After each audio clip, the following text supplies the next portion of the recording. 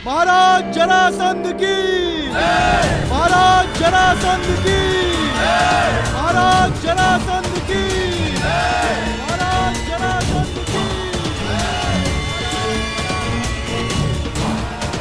महाराज जरासंध की, महाराज जरासंध की।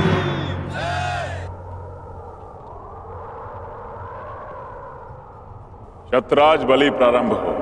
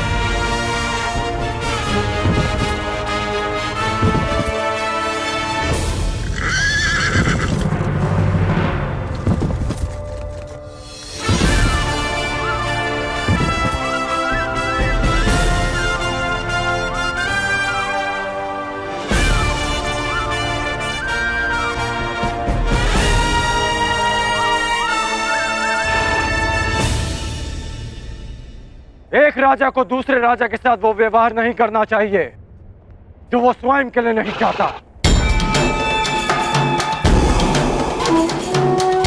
मुझे जब भी तुम्हारी सहायता की आवश्यकता पड़ी तुम एक बार मेरी सहायता करने अवश्य आओ।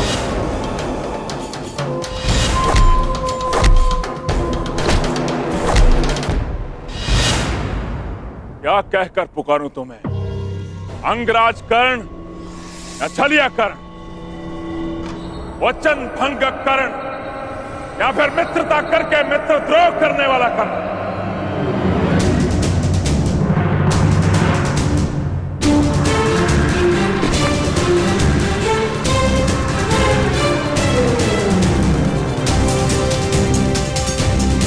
न्याय का योद्धा परशुराम शिष्य राधे कर्ण पुकार सकते हो, जिसे ये बलि रोकनी पड़ी क्योंकि ये आवश्यक था।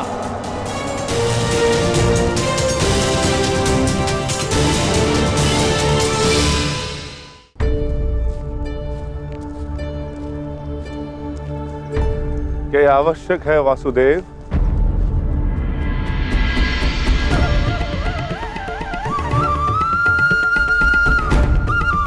हाँ, हम वहां जरासंध के अंत के लिए जा रहे हैं।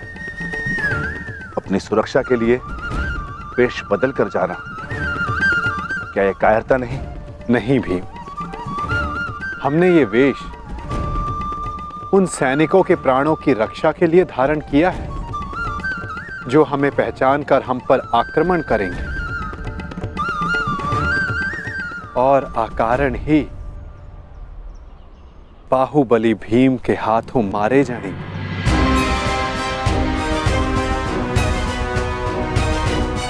अब प्रस्थान करें। मुझे अभी भी प्रतीत होता है कि जो हम करने जा रहे हैं वो योद्धाओं की मर्यादा नहीं।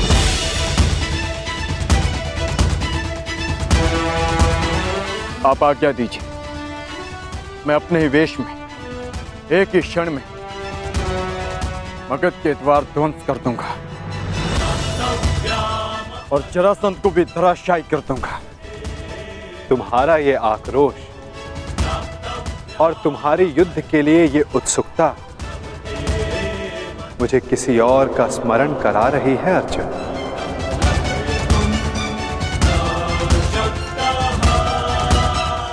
इसका माधव है एक तुम जैसा, परंतु तुमसे पूर्णता भिन्न। जीवन के कर्म में भी और कर्म के परिणाम में भी।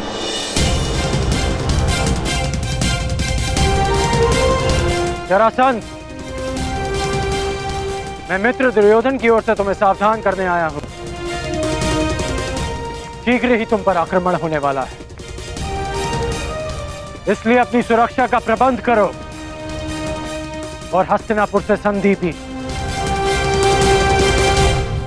और इस मित्रता का मोल क्या होगा?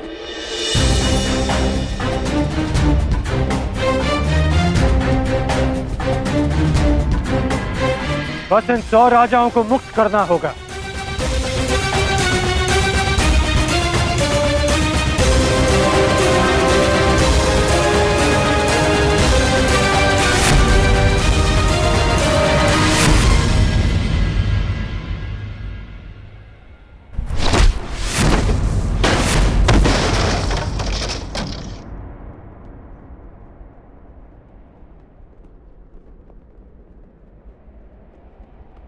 जरासंध तुम जैसे छल करने वालों से संधि नहीं करता,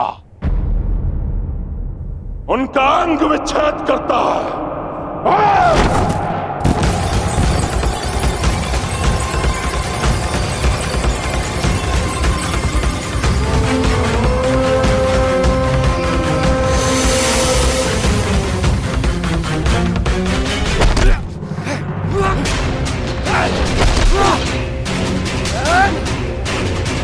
मेरी बात मानो, इन राजाओं को मुक्त कर दो जरासंध। और राजा की नहीं, एक तो एक राजाओं की बलि चढ़ेगी करण।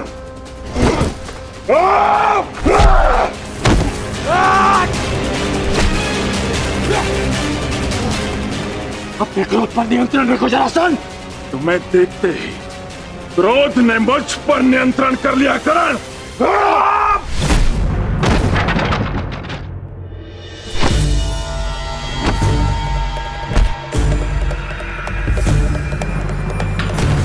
रुक जाओ जरासंध, मैं तुम्हें सावधान कर रहा हूं।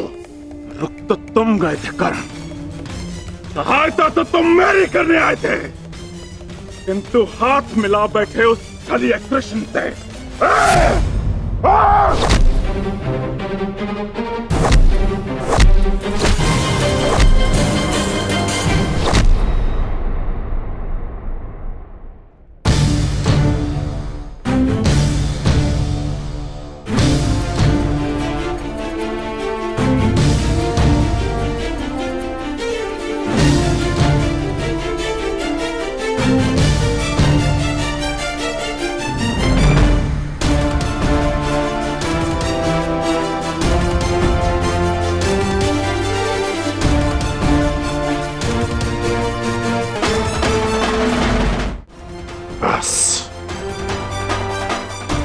मैं यहां युद्ध करने नहीं आया। यदि युद्ध करने आया होता तो तुम और ये युद्ध कब के समाप्त हो गए होते। इस भांति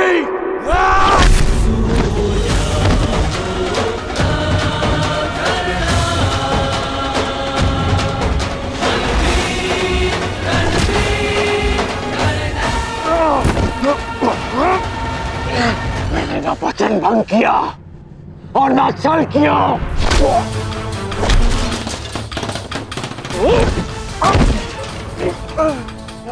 मैं युद्ध में तुम्हारी सहायता के लिए पहुंचा था, परंतु रुका रहा क्योंकि वासुदेव शांति का प्रयास कर रहे थे।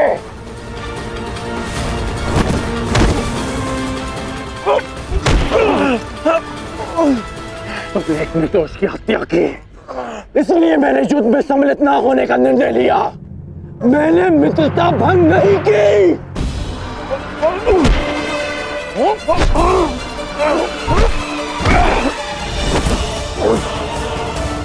मेरे शत्रु के साथ खड़े रहने वाला मेरा मित्र नहीं।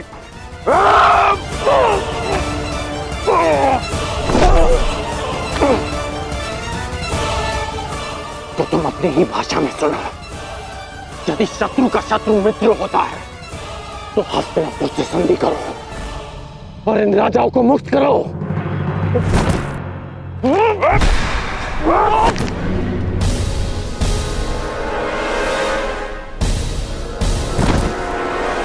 हाँ, तुम वासुदेव के विरुद्ध हो। नहीं, मैं वासुदेव के विरुद्ध नहीं, परंतु अपने मित्र दुर्योधन के साथ हूं, जो वासुदेव के विरुद्ध हैं। अब मेरी बात ध्यान से सुनो। तुम पे शीघ्र ही आक्रमण होने वाला है, इसलिए हस्तिनापुर से संधि करके दुर्योधन से मित्रता स्वीकार करो। कृष्ण का विरोध करने वाले के लिए 100 राजा क्या, मैं सहस्त्र राजाओं को छोड़ सकता हूं। मुझे तुम्हारी संधि स्वीकार है। अब ये सभी राजा मुक्त हैं।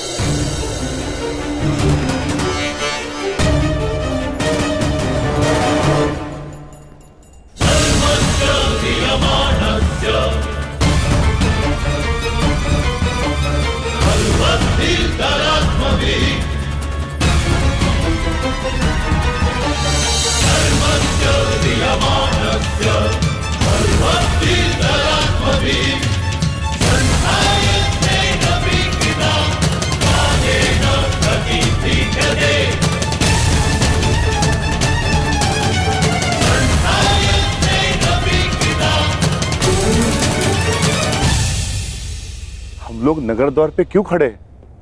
भीतर क्यों नहीं जा रहे वासुदेव? शांत विकोधर।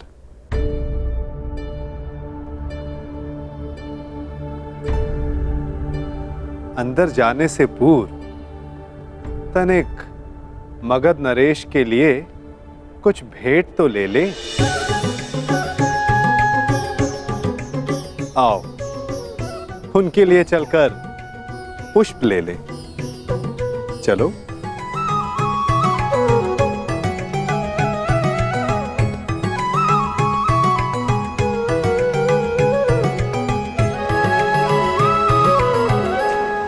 आप सब अपने राज्य जाने के लिए मुक्त हैं। आइए।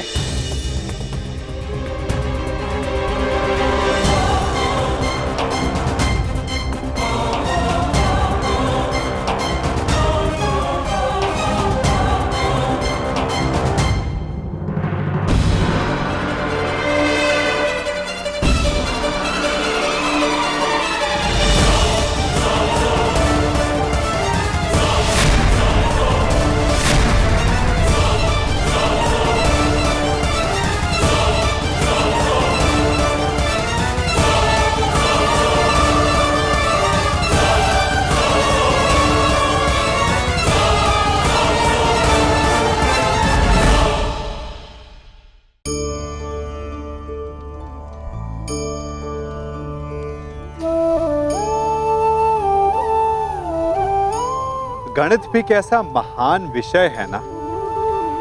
ऋण और ऋण मिल जाए तो धन बन जाते हैं, परंतु अंक गणित और जीवन के गणित में बड़ा अंतर है। बुरे से बुरा मिल जाए तो कभी अच्छा सिद्ध नहीं हो सकता। यदि दो बुरे संधि कर तो वो अधिक भयंकर सिद्ध होते हैं। ऐसे में उनकी मित्रता का, उनकी संधि का विच्छेद आवश्यक है, चाहे वो किसी भी भांति हो।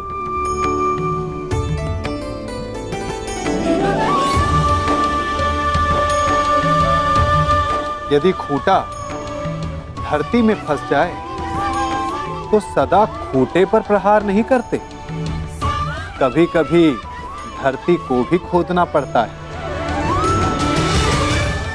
इसीलिए श्रेष्ठ यही है कि संधि करने से पूर्व विचार कर लिया जाए। यदि परिणाम भयंकर दिखे तो उससे उसका विच्छेद कर दिया जाए।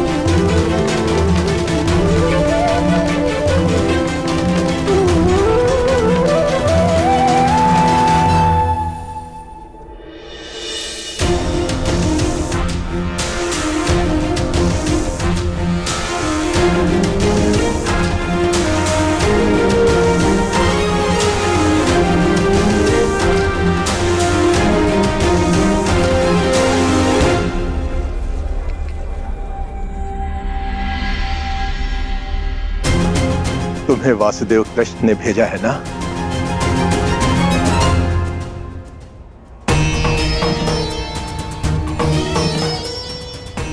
नहीं भद्र, यदि मैं मुक्त हो गया हूं तो अवश्य ही तुम्हें कृष्ण ने भेजा है, और जो तुम्हें कृष्ण ने नहीं भेजा अर्थात मैं मुक्त नहीं हुआ। अपना परिचय दीजिए भद्र। मैं विश्वकर्मा हूं, देवताओं का प्रधान वास्तुकार। जरासंध ने मुझे भी यहां बंदी बनाकर रखा था। कल रात्रि श्री कृष्ण ने मुझे सपने में दर्शन दिए। उन्होंने कहा कि वो मुझे स्वयं मुक्त कराने आएंगे, किंतु आश्चर्य वो नहीं आए।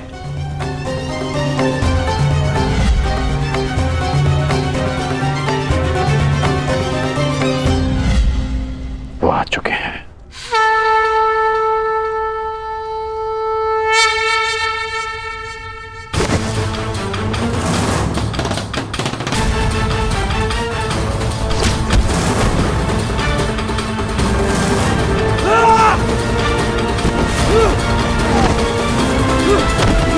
सबके सब मल थक गए।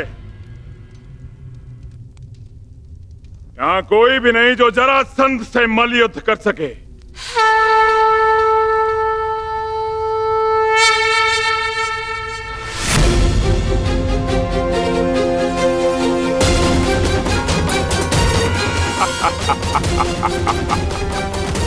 लो, अब ये ब्राह्मण मुझसे मल युद्ध करने आए हैं।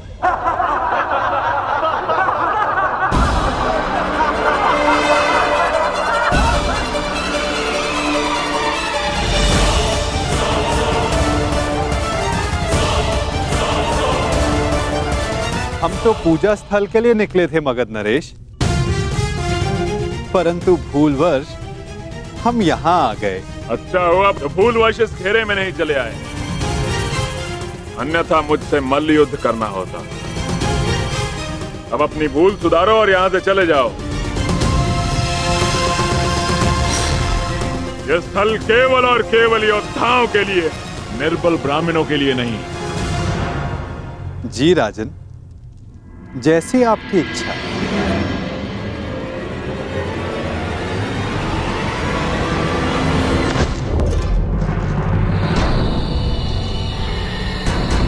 ये युद्धकांक्षी है।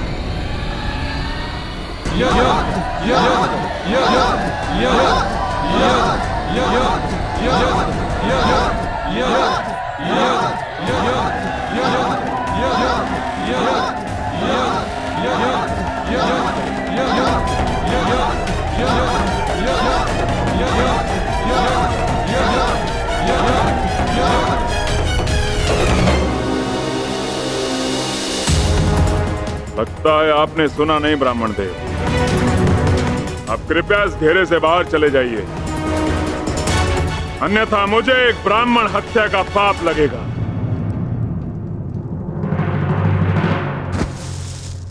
कुछ क्षण पहले आपने सभी को चुनौती दी थी मगध नरेश, तो समझो वो चुनौती मैंने स्वीकार कर ली।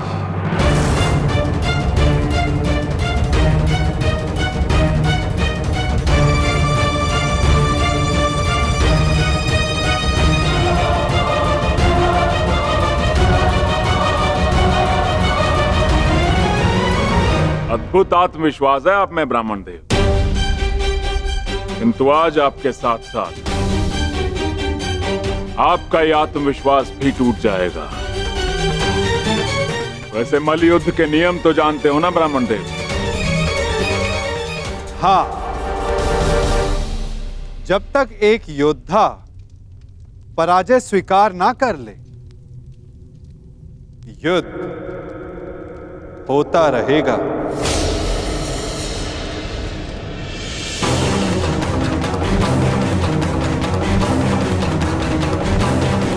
स्वीकार है मगध नरेश? स्वीकार है।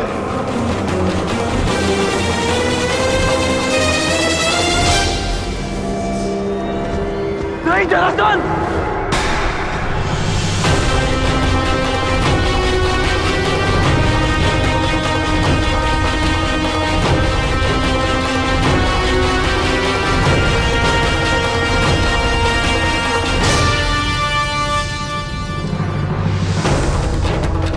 ये चुनौती स्वीकार मत करना।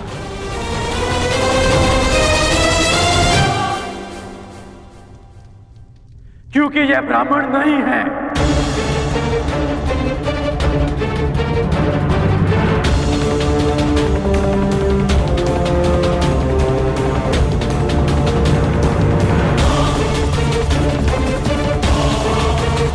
तो फिर कौन है ये? एक योद्धा को युद्ध से पूर्व अपने प्रतिद्वंदी का सत्य परिचय मिले, यही युद्ध नियम है। जिसने तुम्हें चुनौती दी वो वृकोदर भीम है।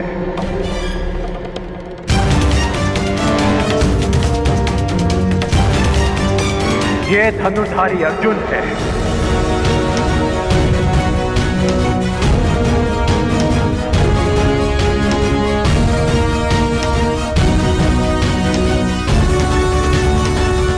और भीम के पीछे जो खड़े हैं वो वासुदेव कृष्ण है।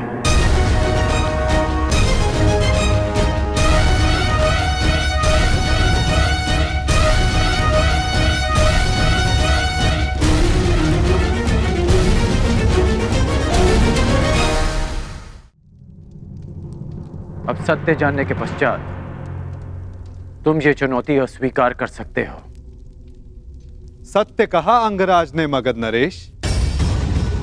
अब निर्णय आपका है।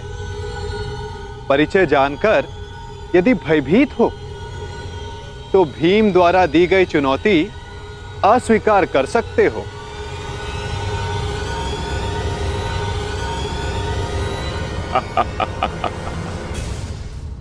मैं तुम्हारी भांति रणछोड़ नहीं हूं वासुदेव। युद्ध की चुनौती मैं किसी भी परिस्थिति में, किसी भी वेश में कभी टाल नहीं सकता।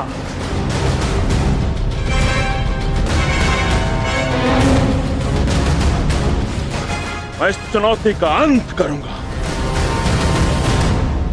और सबसे पहले मैं इस विकोदर का उदर फाड़ूंगा और उसके पश्चात मैं तुम्हारा नाश करूंगा। वासुदेव,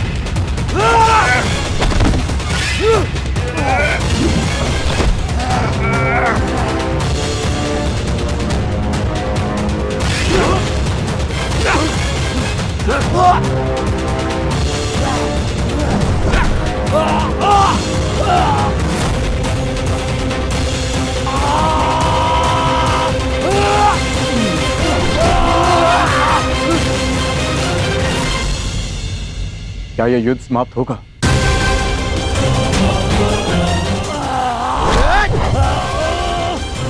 जिसका प्रारंभ हुआ है उसका अंत भी निश्चित होता है पार्थ।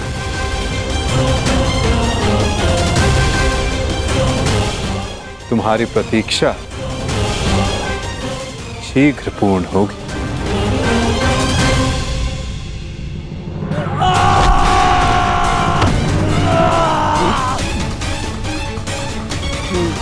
उठो जरासंध, युद्ध करो, उठो।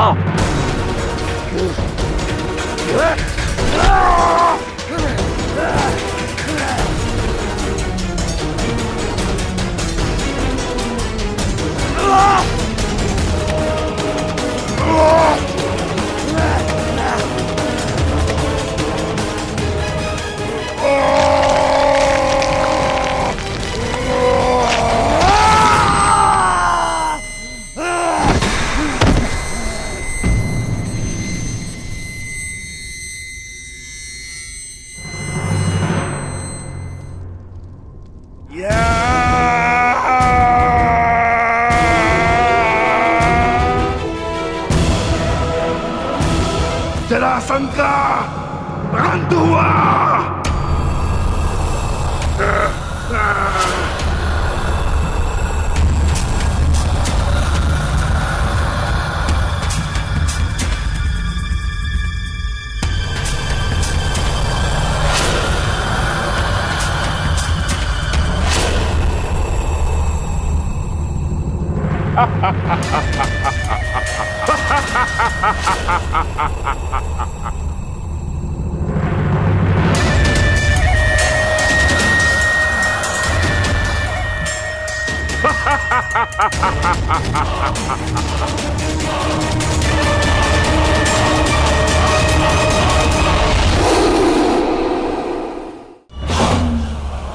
मुझे चुनौती देने से पूर्व मेरे जन्म की कथा तो जान लेते। माता के गर्भ से 2 पिंडों में जन्मा मैं, मृत, और मेरे शरीर को वन में फेंक दिया गया।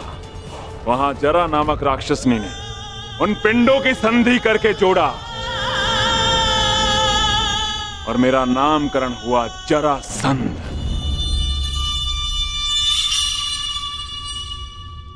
ये संधि नहीं टूट सकती भीम।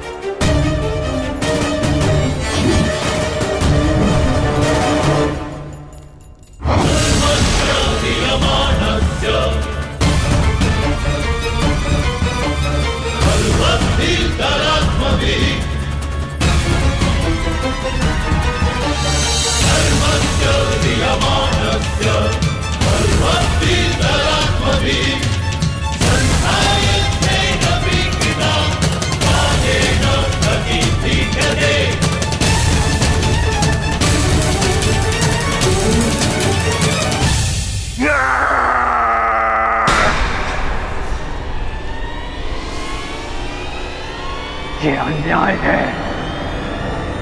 ये छल है।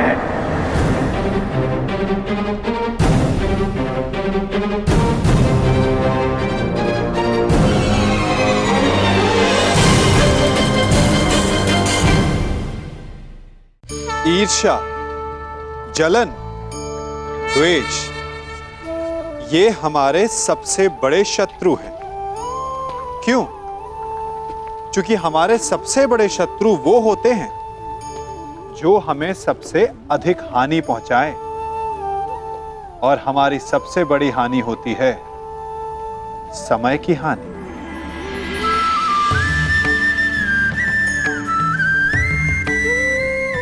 सबके पास जीवित रहने का एक सीमित समय होता है। कोई भी सदा अमर नहीं रहता।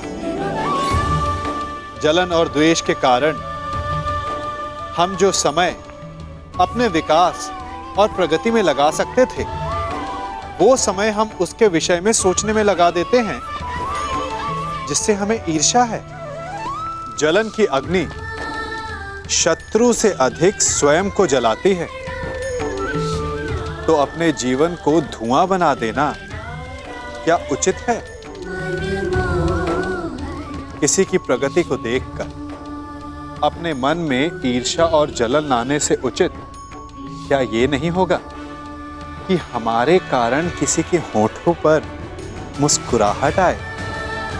एक बार अपने मन से जलन को निकाल के तो देखिए, अपने आप को बहुत ऊंचा पाएंगे और समझ में आएगा कि इस ईर्ष्या के कारण हमने क्या क्या खो दिया है।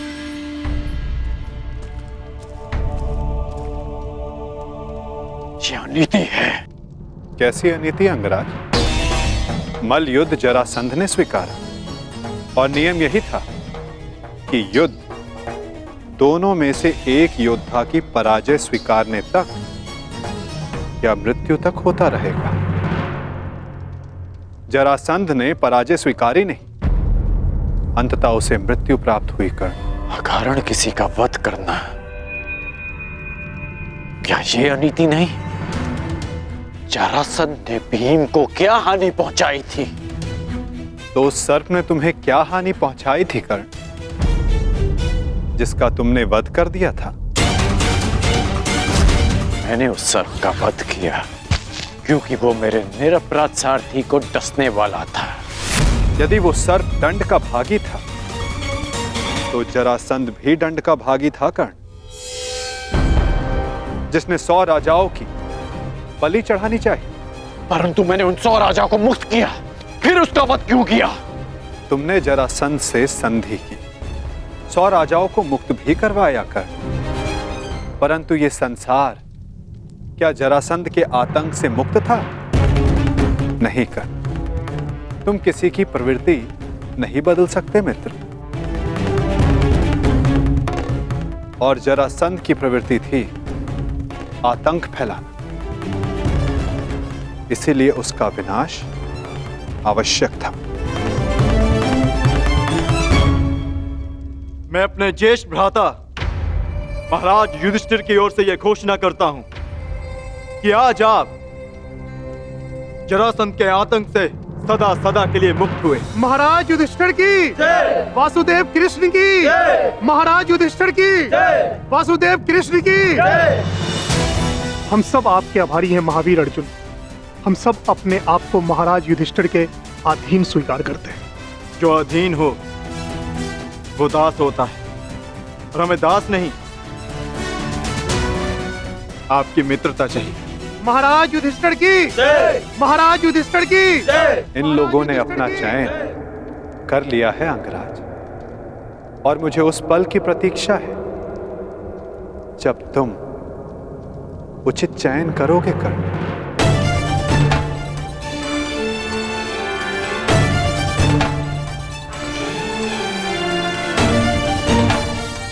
आप ही ने कहा था कि जीवन में कुछ उचित अनुचित नहीं होता।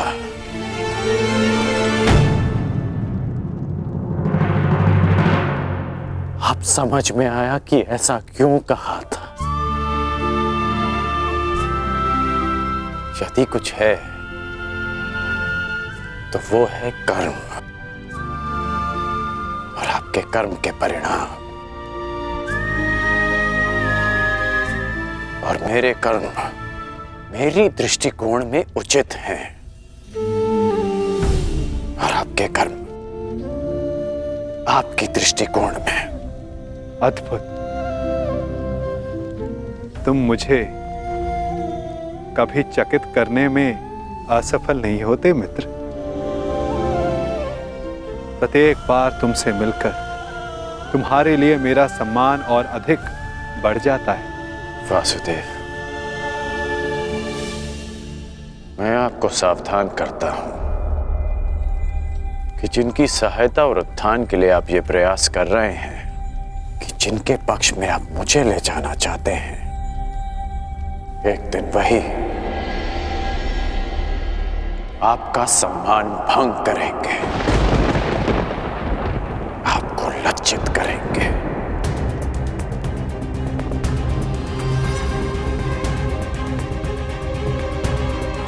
प्रणिपात। प्रणिपात अंगराज।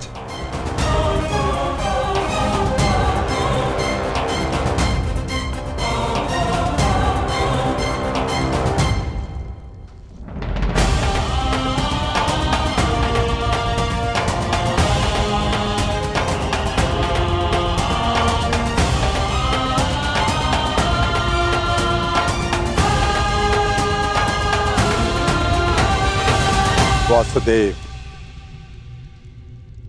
स्वप्न में आपने मुझसे कहा था कि आप हमें मुक्त कराने आ रहे हैं। वो स्वप्न ही था या सत्य? मनुष्य के स्वप्न ही उसके भविष्य का, उसके अस्तित्व का परिचय होते हैं भद्र विश्वकर्मा। यदि मनुष्य स्वप्न देखेगा नहीं तो उन्हें पूर्ण करने की चेष्टा कैसे करेगा? स्वप्न हमें चेष्टा की प्रेरणा देते हैं। अवश्य आपका स्वप्न एक सत्य था भद्र। जरासंध के अत्याचारों से हमें मुक्त कराकर आपने हमारे प्राणों की रक्षा की है। आपके उपकार को मैं कैसे चुकाऊंगा? एक भूमि को श्राप मुक्त करके।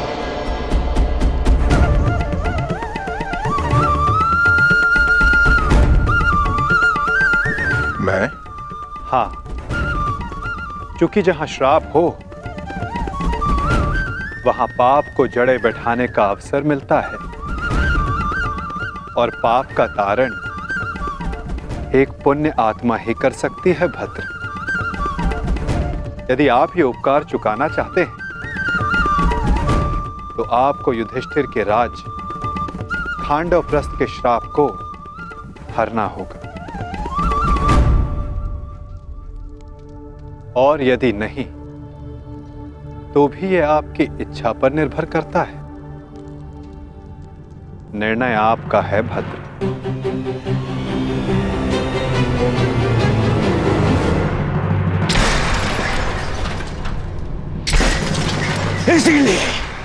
इसीलिए मुझे वो कृष्ण पूरी आंख नहीं सुहाता। हर बार कुछ ऐसा करता है कि मेरा स्वप्न चूर चूर हो जाए। हर बार मामाश्री। स्वप्न की बात कर रहे हो मेरे होने वाले सम्राट? स्वप्न की? मुझे तो पूरा भविष्य दिखाई दे रहा है। जरासंध का भय समाप्त होते ही अब पांडवों की शक्ति बढ़नी प्रारंभ हो जाएगी और आप अंगराज कर्ण हमेशा कहते हो अवसर नहीं मिलता, अवसर नहीं मिलता, और अब अवसर मिल गया तो क्या कर लिया तुमने? जरासंध जैसा महान बलशाली योद्धा मित्र खोया सो खोया, और वो 100 राजा वो भी पांडवों के पक्ष में चले गए।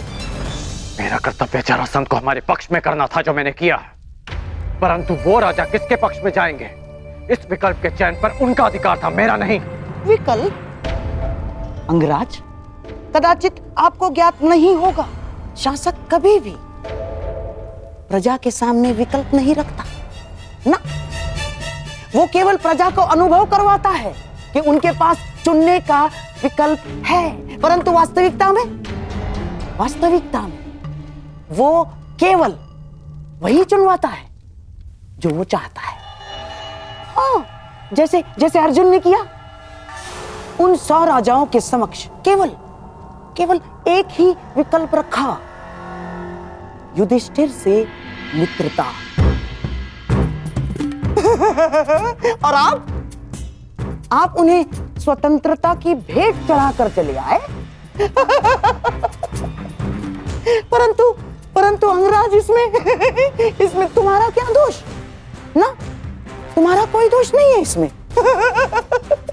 क्योंकि शासन कला और राजनीति कुल से आती है, कुल से। और तुम जिस कुल में जन्मे हो वो शासक नहीं, शासित है, शासित। और तुम्हारे रक्त में नेतृत्व करना नहीं, अनुसरण करना और आज्ञा का पालन करना है। समझ गए अंगराज?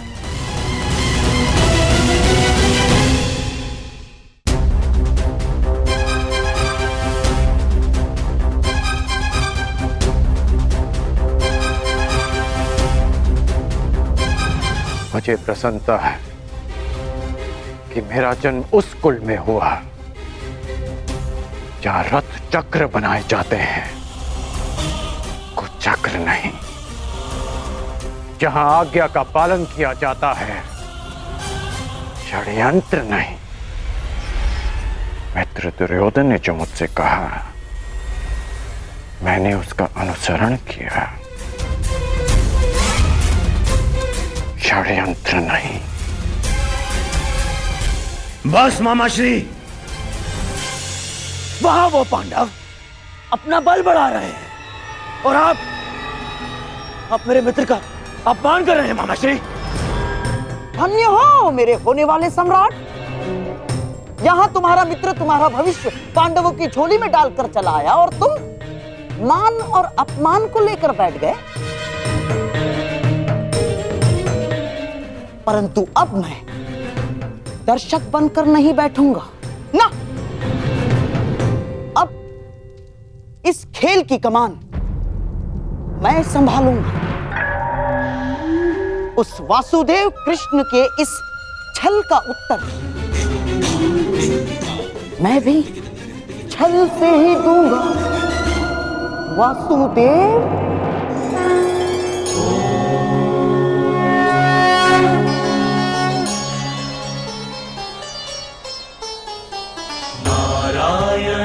नमस्कृत्य नरं चैव नरोत्तमं देवीं सरस्वतीं व्यासं ततो जयं मुदीरये।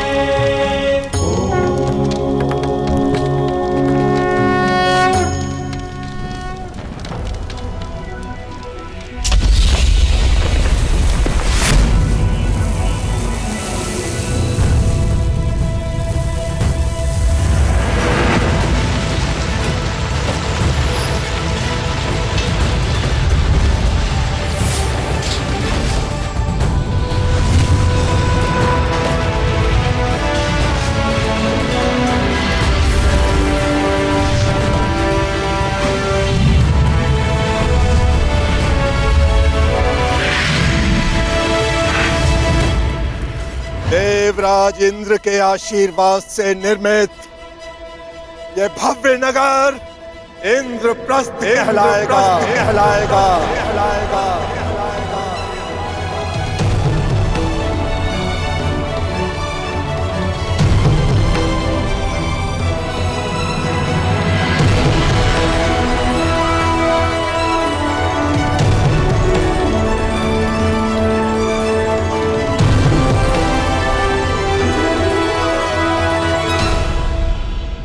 मैं ये इंद्रप्रस्थ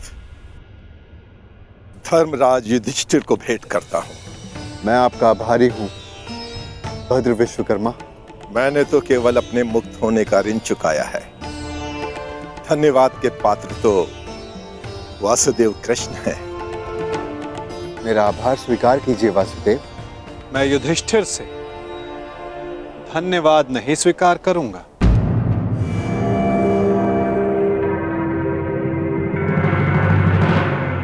क्यों वासुदेव?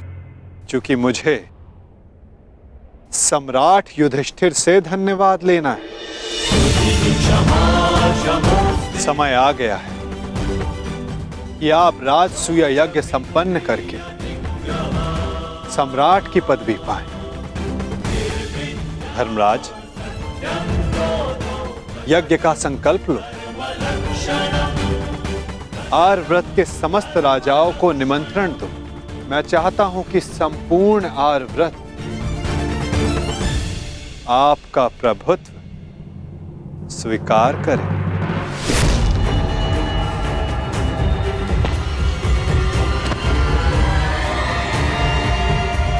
वो महाअभिमानी भी जिन्हें लगता है कि पूरे संसार में उनका कोई तोड़ नहीं।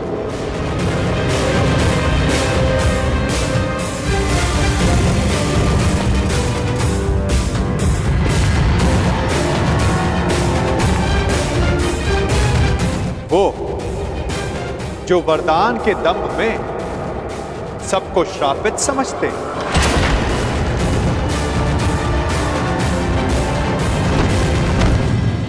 वो जिनका प्रारब्ध इस राजसूय यज्ञ से जुड़ा है। आइए आइए छेदी नरेश, स्वागत है आपका।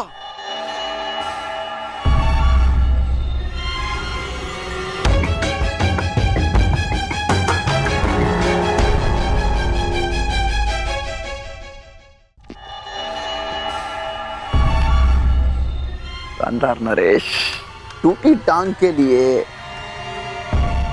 चिकित्सक से परामर्श ली या अब भी पतंग की तरह ठिला के चलते हैं?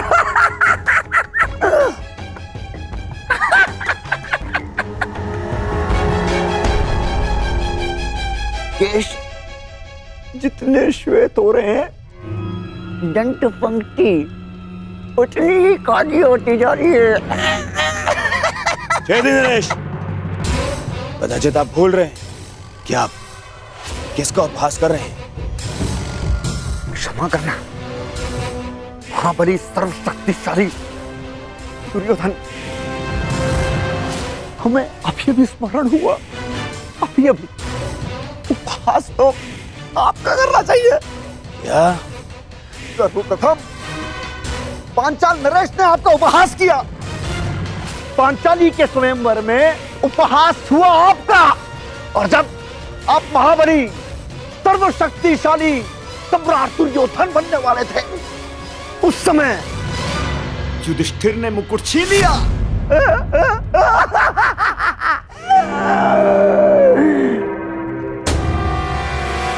और जब तुम युवराज बने, तब तक युधिष्ठिर राजा बन चुका था। राजा! कहावत याद आई, धोबी का श्वान न घर का न घाट का। बस क्षमा करना, मत करना। मैं मूर्ख हूं, दुष्ट हूं, अस्त्र शक्तिशाली है।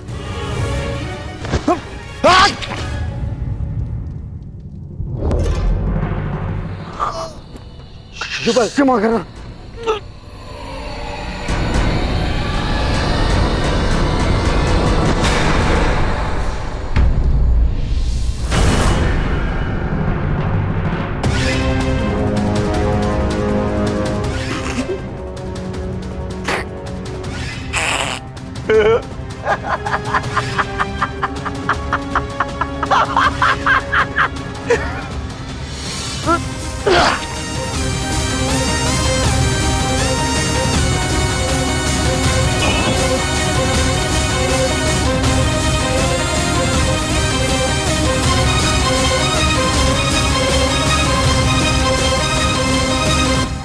समझ में आया मेरे होने वाले सम्राट?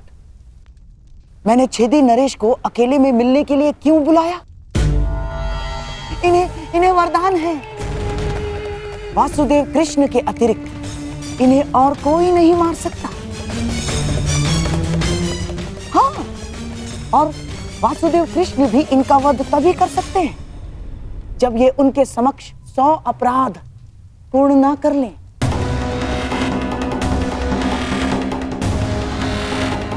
उस वासुदेव कृष्ण के हर छल का उत्तर है ये छेदी नरेश शिशुपाल।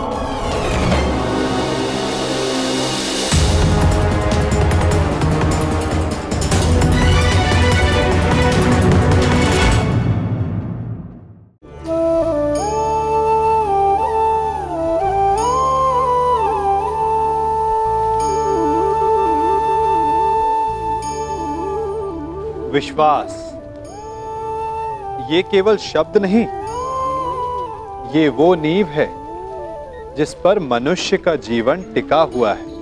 किंतु आज या तो हम किसी पर अविश्वास करते हैं या फिर किसी पर अंधविश्वास।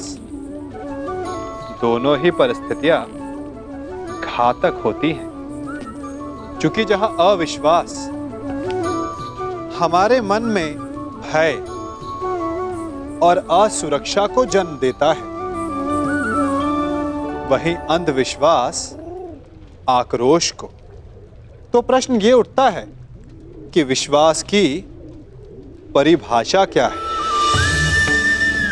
विश्वास की परिभाषा जाननी है तो अपने मन से पूछिए।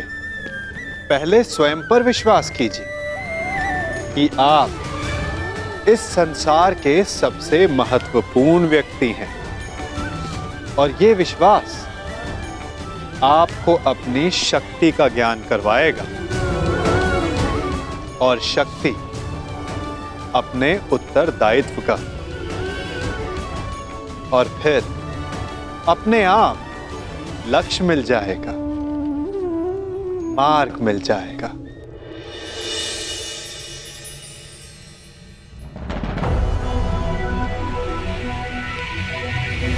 ये माया महल है वासुदेव।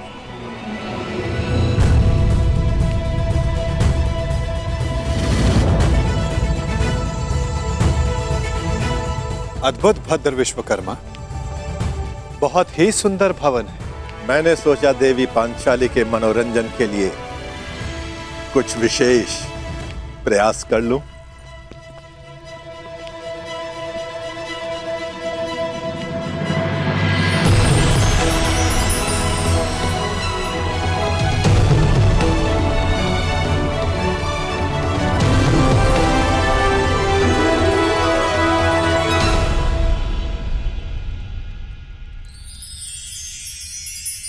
यहां जो जैसा दिखाई दे रहा है वो वैसा कदापि नहीं है।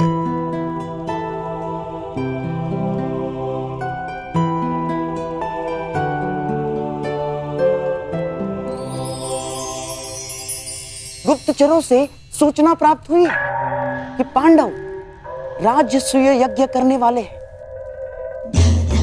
और आप भी वहां जाएंगे। यद्यपि कृष्ण के मित्र मेरे स्वाभाविक शत्रु हैं, हाँ, परंतु पिता के आदेश के कारण जाना होगा। तो कुछ ऐसा कीजिए ना कि आपके स्वाभाविक शत्रुओं का प्रयोजन विफल हो जाए। नीति कहती है कि यज्ञ में निमंत्रित अतिथि का अतिथेय द्वारा अपमान हो जाए तो यज्ञ भंग हो जाता है।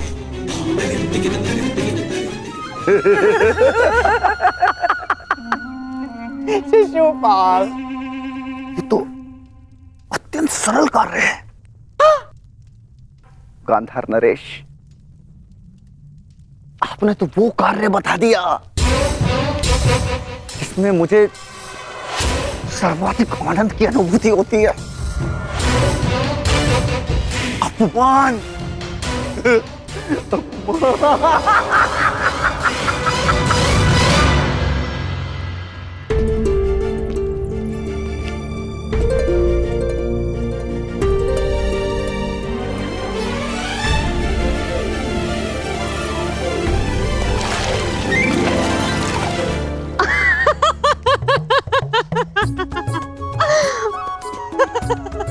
अद्भुत ना सखा, जहाँ जल दिखता है वहाँ भूमि है, और जहाँ भूमि दिखती है वहाँ जल।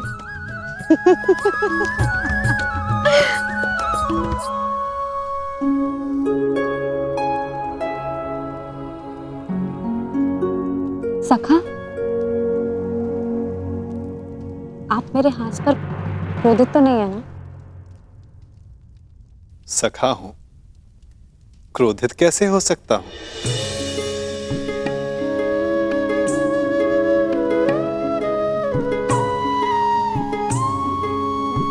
परंतु कदाचित कोई और क्रोधित ना हो जाए। प्रणिपात माता, निमंत्रण भेजे जाने के लिए प्रस्तुत हैं।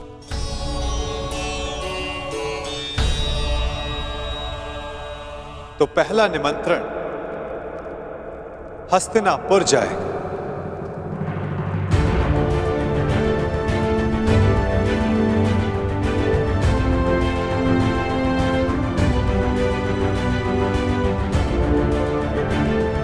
क्या हुआ पार्थ, कुछ व्यथित दिखाई देते हो?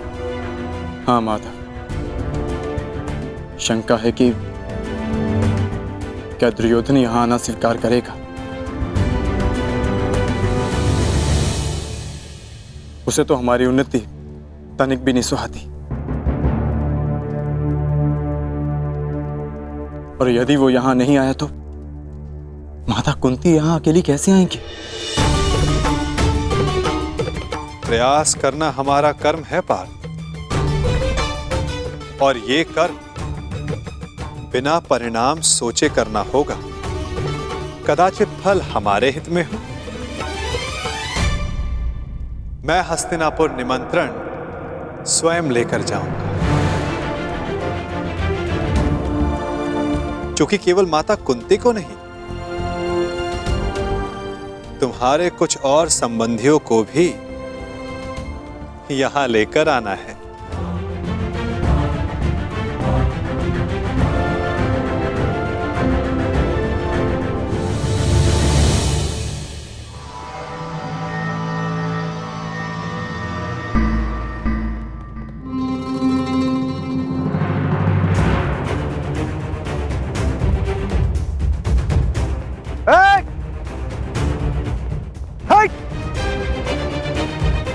देख नहीं रहे तुम्हारे समक्ष छेदी नरेश शिशुपाल खड़े हैं। तो छेदी नरेश, तुम भी जान लो कि तुम अंगराज कर्ण के सामने खड़े हो। तो तुम हो अंगराज कर्ण।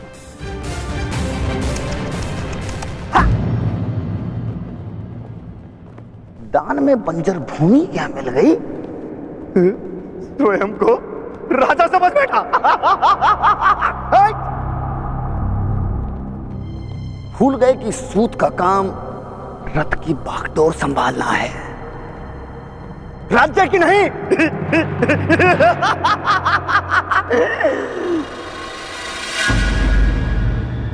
लगता है घर पर वचन देकर आए हो कि जीवित नहीं लौटोगे।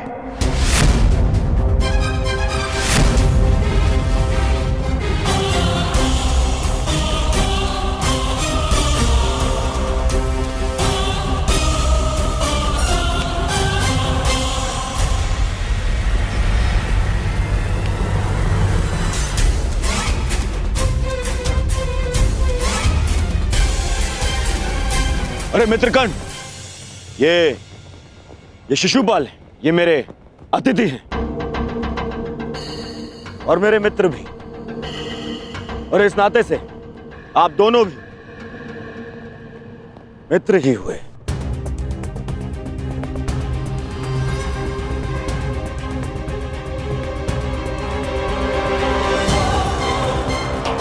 मेरा केवल एक ही मित्र है और वो हो तुम, और तुम्हारे अतिरिक्त किसी को मित्र बनाना होगा तो इस बार चयन में सावधानी बरतूंगा।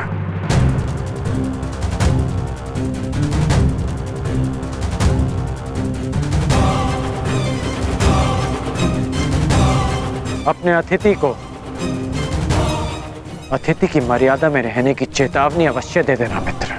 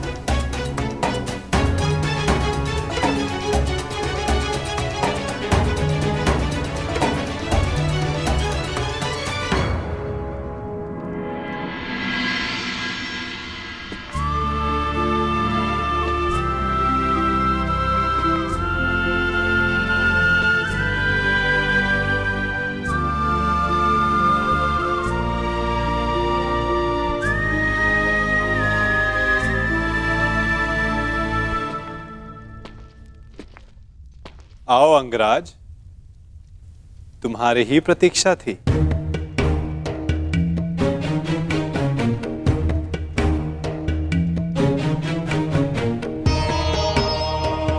क्षमा कीजिए वासुदेव, मुझे ज्ञात नहीं था कि आप भी यहाँ हैं। कोई समस्या नहीं मित्र, बहुत कुछ है जो अब तक सबको ज्ञात नहीं, परंतु अब सबको ज्ञात होगा। मैं वासुदेव कृष्ण इस सभा में उपस्थित समस्त जनों को अपनी और राजा युधिष्ठिर की ओर से प्रणाम करता हूं और उनकी ओर से आप सबको निमंत्रण देता हूं। कैसा निमंत्रण वासुदेव? अपनों को निमंत्रण आनंदो उत्सव के लिए ही दिया जाता है महाराज। आपने हस्तिनापुर का एक भाग खांडव प्रस्थ पांडवों को दिया और उन्होंने अपनी परिश्रम और योग्यता से उसे महान इंद्रप्रस्थ में परिवर्तित कर दिया।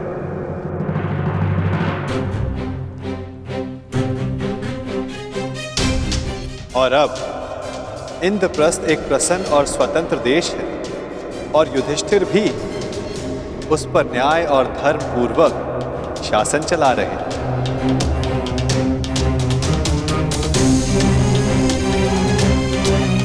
मैं हस्तिनापुर को बधाई देना चाहता हूं कि धर्मराज राजसूय यज्ञ संपन्न करके चक्रवर्ती होने जा रहे हैं और उन्होंने सादर आप सबको इस यज्ञ के आयोजन में निमंत्रित किया है।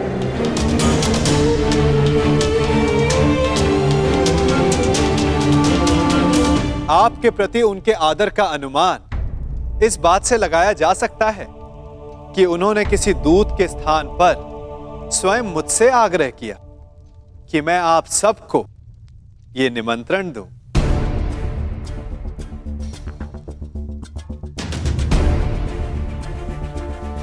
वासुदेव, यह जानकर प्रसन्नता हुई कि पांडव पुत्रों ने बंजर भूमि को इंद्रप्रस्थ बना दिया। महाराज, इस समारोह में हमारा सम्मिलित होना आवश्यक है।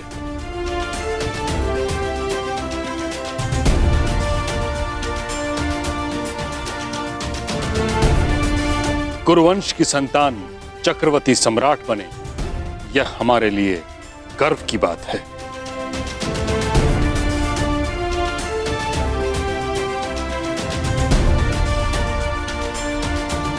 ये कुरु परिवार के लिए अवश्य गर्व की बात है ताचरी। परंतु हस्तिनापुर यदि इस यज्ञ में सम्मिलित हुआ तो क्या यह राजनीतिक रूप से उनकी अधीनता मानने के समान नहीं होगा?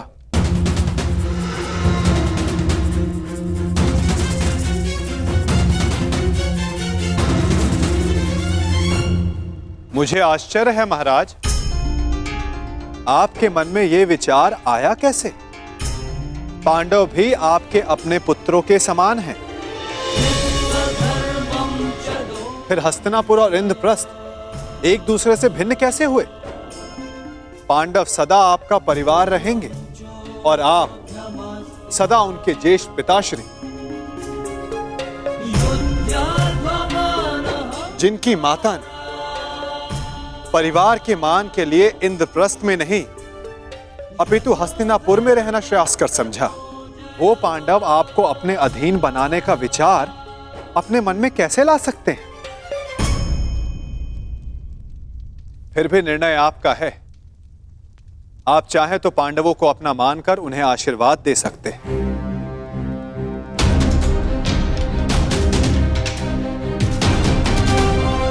या फिर वहां अनुपस्थित होकर यह दर्शा सकते हैं कि हस्तिनापुर पांडवों के वैभव से ईर्ष्या रखने लगा है। तुम्हारा क्या मत है विदुर?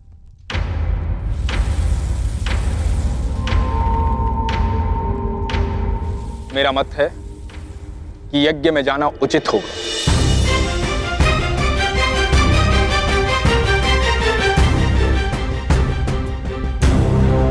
पांडव हमारे शत्रु नहीं हैं, और यदि हस्तिनापुर इस यज्ञ में सम्मिलित नहीं होता है तो चारों तरफ यह संदेश जाएगा कि हस्तिनापुर से पांडवों की उन्नति देखी नहीं गई।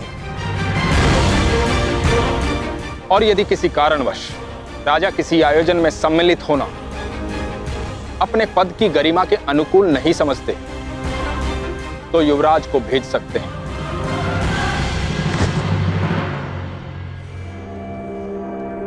यदि ताचरी और विदुर का यही सुझाव है तो हस्तिनापुर उस समारोह में अवश्य सम्मिलित होगा।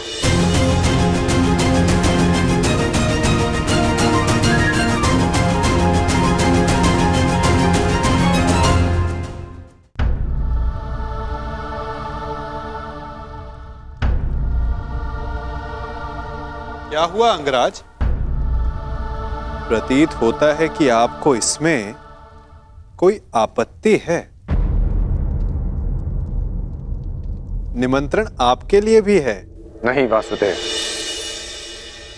मैं उस यज्ञ में भाग लेना उचित नहीं समझता।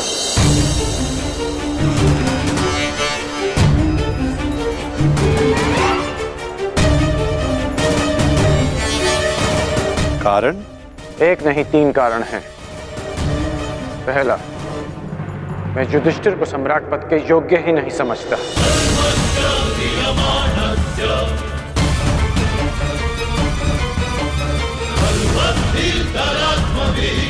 दूसरा, मेरी दृष्टि में युधिष्ठिर युवराज दुर्योधन से उत्तम शासक नहीं है।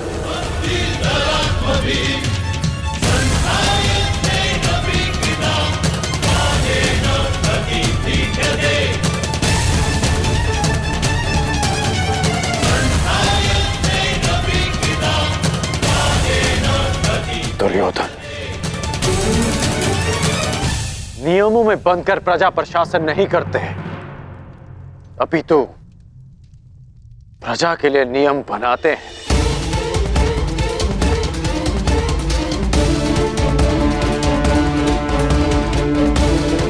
और मुझे पूर्ण विश्वास है कि मेरे मित्र के राज्य में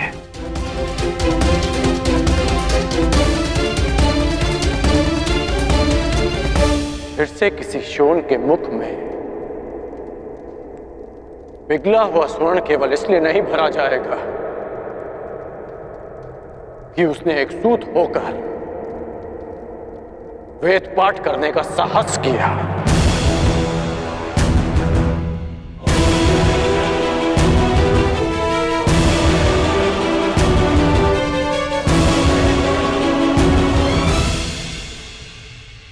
और तीसरा और सबसे बड़ा कारण, मैं धर्मराज के परिवार का सदस्य भी नहीं।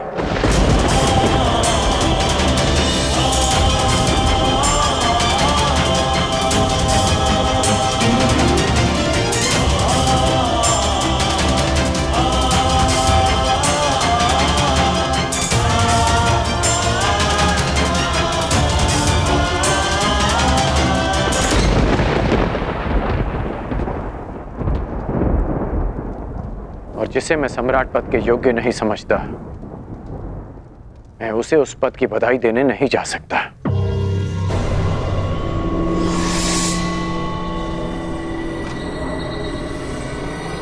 क्षमा कीजिए केशव कि मैं आपके इस निमंत्रण को अस्वीकार कर रहा हूं।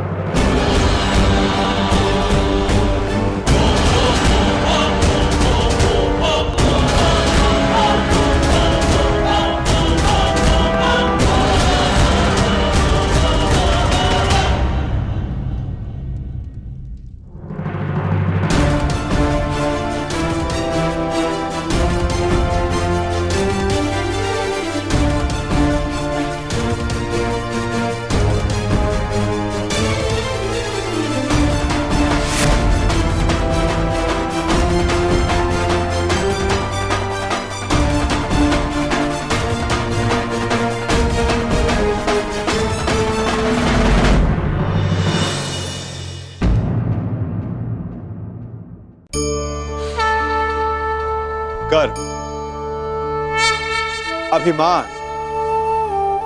और अहंकार, ये तीनों सुनने में एक जैसे लगते हैं, परंतु तीनों का अर्थ भिन्न होता है और परिणाम भी।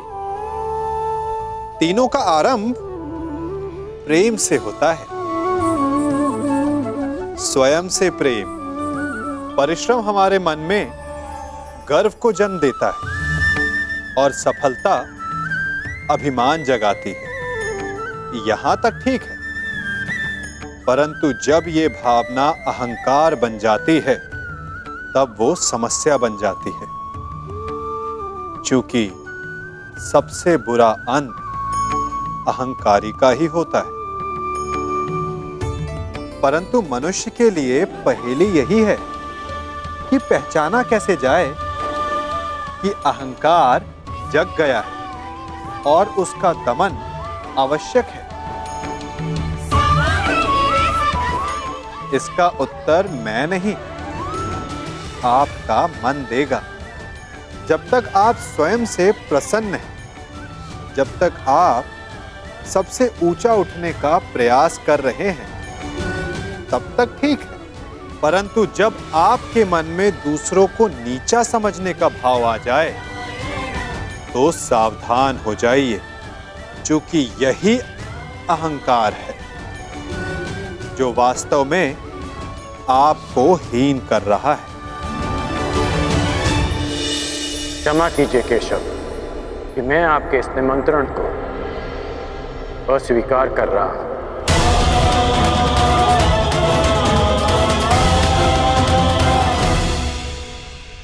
अब वासुदेव, अंगराज थोड़े भावुक हो गए हैं, परंतु आप निश्चिंत रहिए, हस्तिनापुर इस यज्ञ में अवश्य सम्मिलित होगा।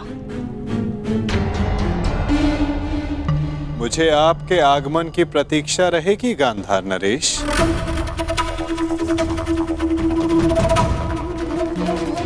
और आपके मित्रों की भी।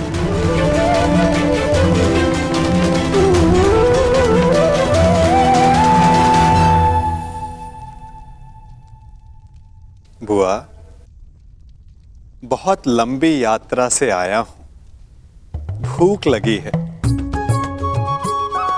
भ्राता भीम ने मुझे बताया था कि आप राजभोग और खीर बड़ी स्वादिष्ट बनाती है। भोजन नहीं कराएंगी?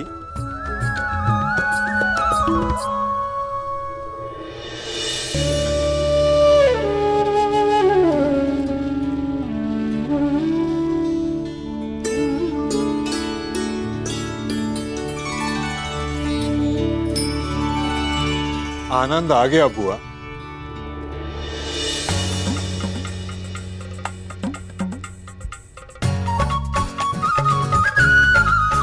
मार्ग में बहुत थक गया था बुआ, परंतु इतना स्वादिष्ट भोजन करके मानो जैसे मेरी थकान कहीं उड़ गई हो।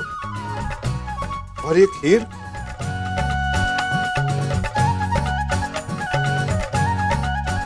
ये खीर तो बहुत ही स्वादिष्ट है बुआ।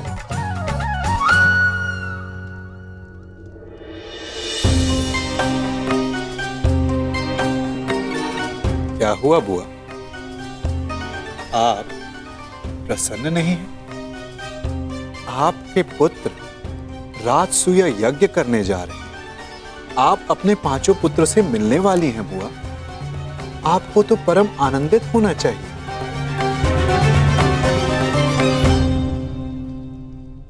हाँ कृष्ण,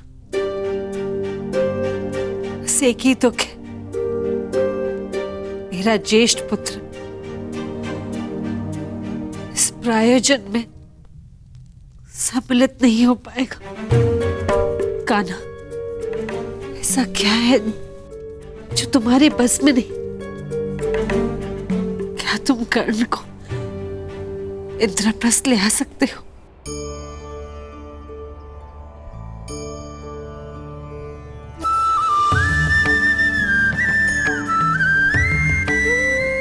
मैंने तो छाछ का ऋण भी उतारा है बुआ।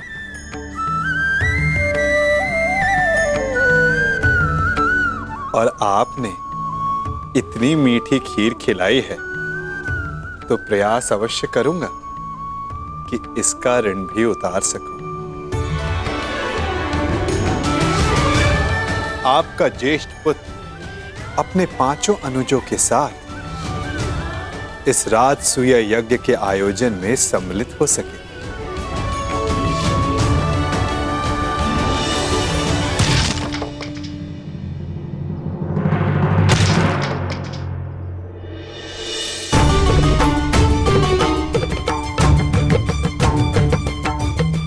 ऐसे आघात शत्रु पर उचित है महाबली।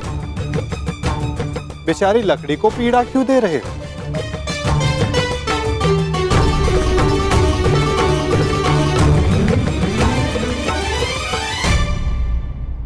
क्योंकि मैं अपने शत्रु पर आघात नहीं कर सकता, इसलिए मैं अपना शोभ इन लकड़ियों पर निकाल रहा हूं।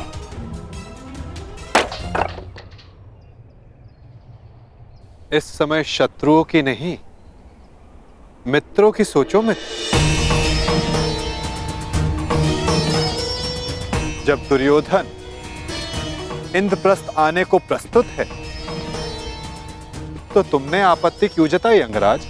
आपत्ति अंगराज को नहीं, उस सूत पुत्र को है जो परिवर्तन चाहता है और जो युधिष्ठिर की नीति का विरोधी है। इसलिए युधिष्ठिर के आयोजन में सम्मिलित होना मेरे मन को स्वीकार नहीं। मन की सुनना अच्छी बात है अंगराज, परंतु जो वचन दिया उसका क्या?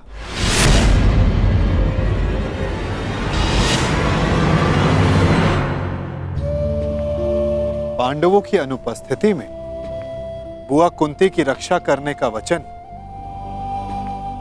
तुमने स्वयं को ही दिया था ना, वो नहीं निभाओगे?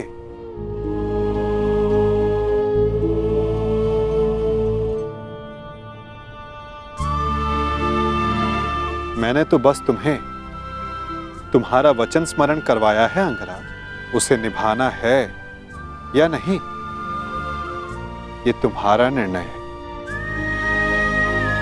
क्योंकि मनुष्य का भविष्य उसके चयन पर निर्भर है।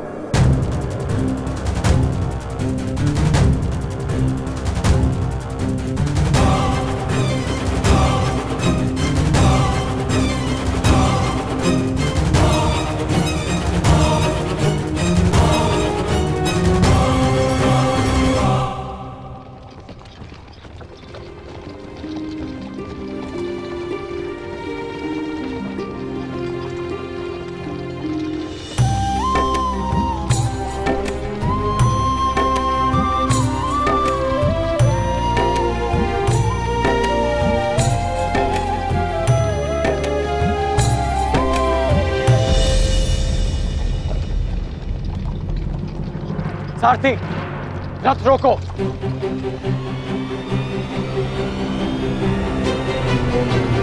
त्रिकर्ण, हम यहां क्यों रुके?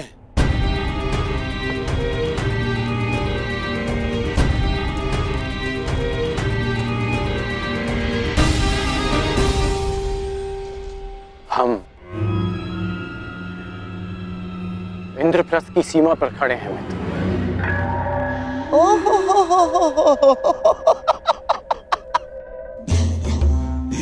ये है इंद्रप्रस्थ जिसकी प्रशंसा करते करते उस वासुदेव की जीवा थक नहीं रही थी। सुना है कि इंद्रलोक से भी अधिक सुंदर है ये इंद्रप्रस्थ। कैसा इंद्रलोक? ऐसा प्रतीत होता है कि दरिद्र लोक में पहुंच गए हैं हम।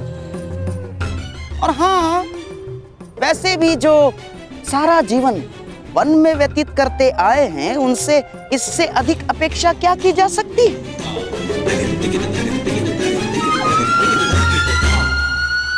अब तो हस्तिनापुर संदेश भिजवाकर गुप्तचरों को ही बुलाना होगा कि वो जाकर खोजें कि किस गुफा में पांडवों ने अपना साम्राज्य स्थापित किया है। चलो मेरे होने वाले सम्राट, चलो लौट चलते हैं। महाराज को भी इंद्रप्रस्थ की भव्यता के विषय में, सुंदरता के विषय में पता चलना चाहिए ना। आओ। रुकिए गांधार नरेश।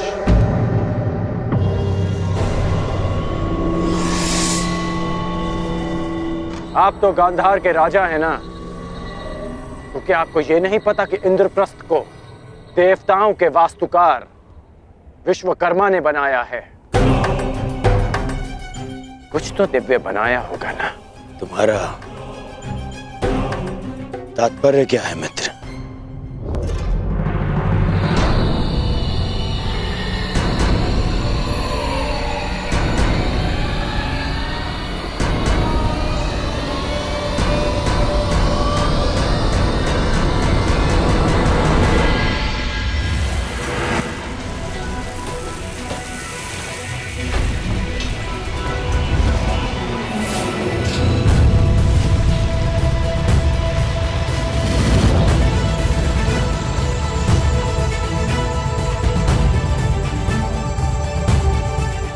वो रहा इंद्रप्रस्थ मित्र।